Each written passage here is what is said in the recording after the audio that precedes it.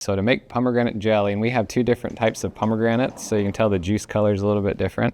So we have a local favorite, which is Dixie Sweet, and then we have another one that's pretty common to find or easy to find in the stores. It's called Wonderful, but you can tell the juice is a lot darker, and it has a stronger pomegranate flavor to it, where this one's going to be a bit sweeter and a lighter flavor with the Dixie Sweet. But to make pomegranate jelly, you really only 3 things that you really need, or 4 things. You have the pomegranate juice, lemon juice, so we just have a 1/4 cup of lemon juice. We need 3.5 cups of pomegranate juice, which is what we have here. Pectin to get it to set up, and then of course with all jellies and jams you have sugar, lots of sugar. So those ingredients, we're going to combine those together.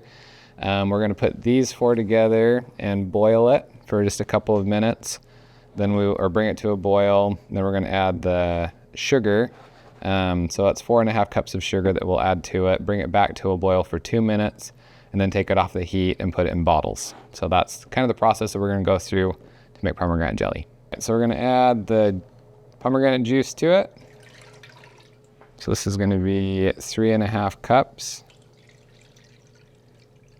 And we thought it'd be fun to mix the two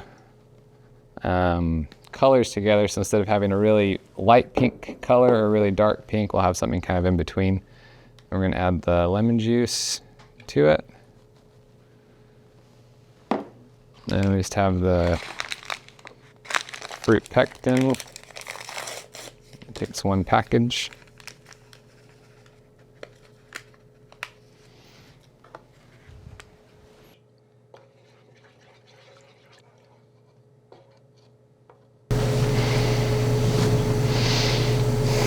Okay, so we got it to a boil.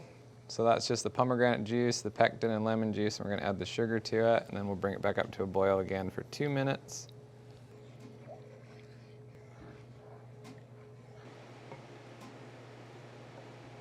So our pomegranate jelly, we brought it up to a boil, so it boiled for 2 minutes. It does foam a little bit, so make sure you have a large enough pot that it can capture the foam so it doesn't overflow. Then we'll basically take it off the heat, and then we're ready to put it in jars and put the lids on, and we'll process it. So when we're filling up the jars, we're shooting for 1/4 inch headspace, so which means that you fill them up until there's about a 1/4 inch left before you get to the rim. Hopefully we won't get it everywhere.